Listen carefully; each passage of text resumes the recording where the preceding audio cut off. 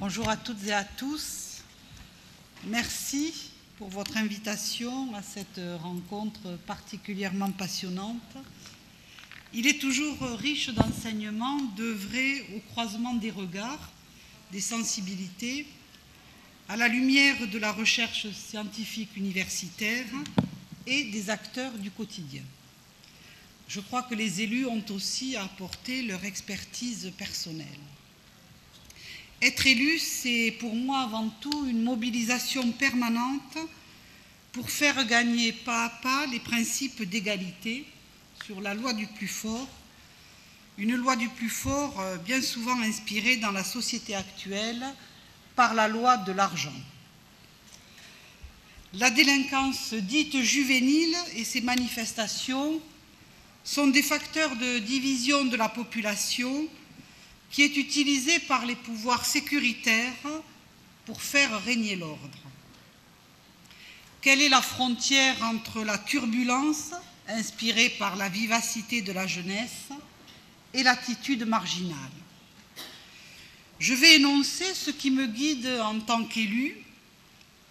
Les jeunes dits marginaux, mais je crois qu'il faudrait aussi s'entendre sur ce terme, sont dans la plupart des cas des personnes en danger. Ceci est pour moi une constante dans mon attitude générale. Après la fin de la Seconde Guerre mondiale, en France, une attention toute particulière a été apportée à la protection des mineurs. Ce principe s'est peu à peu effrité et la société française, contaminée par une idéologie sécuritaire, prend des dispositions législatives qui, bien que très contestées, font leur petit bonhomme de chemin dans les consciences. Cette idéologie, assortie de la réduction drastique des dépenses publiques, a des répercussions lourdes dont nous n'avons pas encore idée. Les secteurs de la prévention, de la psychiatrie, de l'école n'ont plus les moyens d'assumer leurs fonctions de protection et leurs fonctions de progression. La santé publique est soumise de plus en plus à la culture du profit. L'industrie pharmaceutique est par exemple devenue un lobby très puissant, beaucoup plus puissant que les associations de psychologues qui protestent contre les disparitions programmées de l'hôpital public. Une remarque parmi d'autres.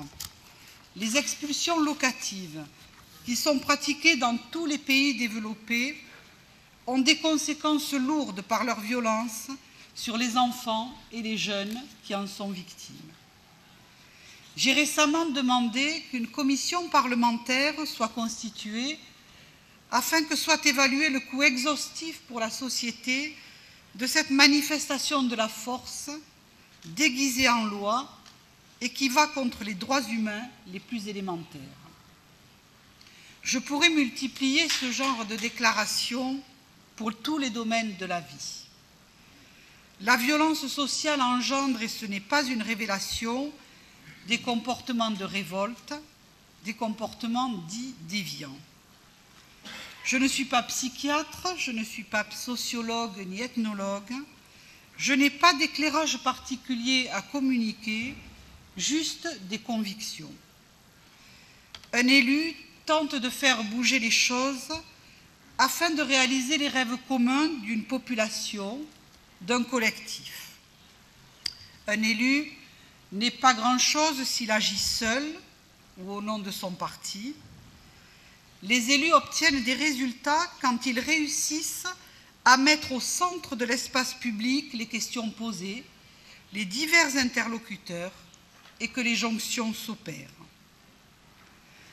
Après ces quelques considérations, je vais vous parler quelques instants de la ville dont je suis maire.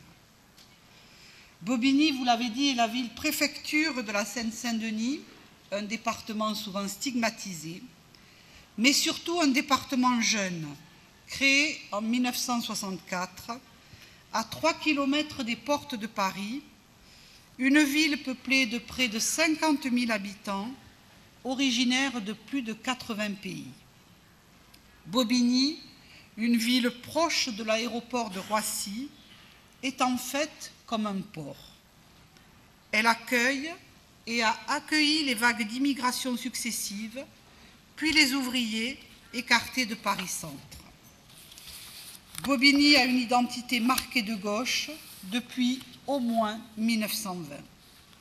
La population présente toutes les couleurs du monde. Elle est riche de cultures diverses qu'elle accepte en général de mettre en partage. Bobigny a de nombreuses caractéristiques, j'en évoquerai 3, en citant 3 lieux remarquables au sens premier du terme. L'hôpital Avicenne, doté de peu de moyens mais riche d'inventivité. La première greffe de bronche mondiale vient d'y être réalisée.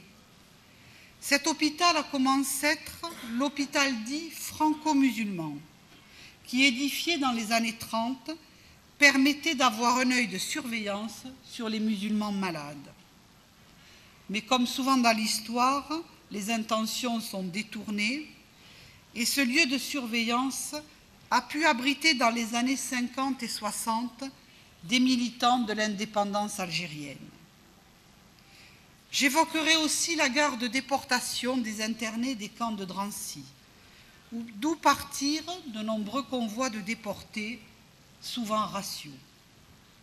Ce lieu de l'immense souffrance est le dernier sol foulé par les personnes qui étaient ensuite détruites industriellement.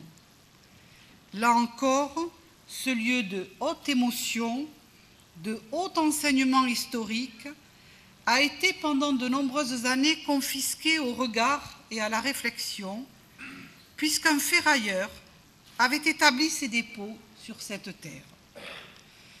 Notre journal a pu titrer un jour « Métal hurlant » afin de contribuer à faire évacuer cet énorme dépôt pour que nous puissions enfin réaliser un travail d'histoire et de mémoire.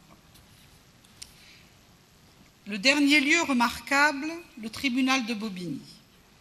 Notre tribunal de grande instance est le 2e de France, juste après Paris.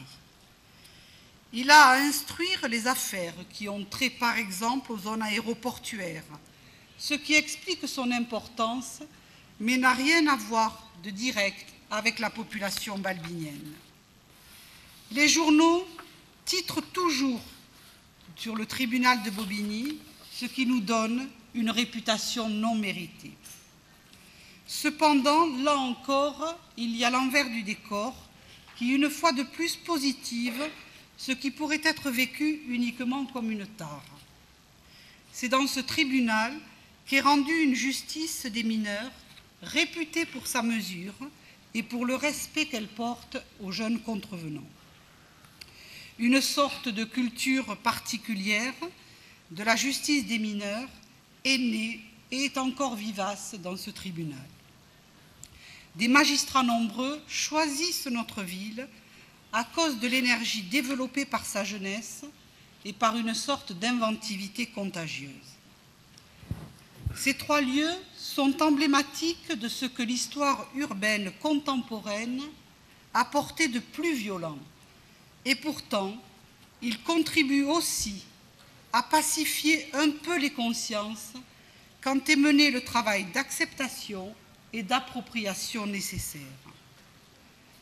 C'est une des tâches que la majorité municipale s'est fixée en ayant créé déjà, depuis de nombreuses années, une délégation à l'histoire locale, une délégation à la culture de paix, une délégation pour l'égalité. Ces secteurs du service public municipal sont dotés de moyens humains et financiers et font vivre aussi, à leur manière, la forte délégation dédiée à la démocratie. Prendre en compte l'histoire ainsi que les histoires, tout en travaillant à l'égalité pour toutes et tous, sont les seuls atouts des élus devant d'inhumaines machines à broyer. Cette voie qui s'éloigne des modèles, car elle privilégie l'échange dans le respect, est difficile à faire vivre allant à contre-courant de ce qui est vécu au jour le jour, en particulier dans le monde du travail, de la santé et de l'éducation. Il est évident que les violences commises par les enfants ou bien les jeunes adultes déclenchent bien souvent des attitudes de rejet, des jugements à l'emporte-pièce. Même dans une ville comme Bobigny, il y a toujours des personnes pour mettre en cause l'incapacité des parents à tenir leur progéniture. Les personnes qui n'ont plus de jeunes à la maison quand ils vieillissent ne sont guère indulgents. Cependant, la violence sociale la plus grande n'est pas celle commise par les jeunes, qui, à mon avis, ont bon dos.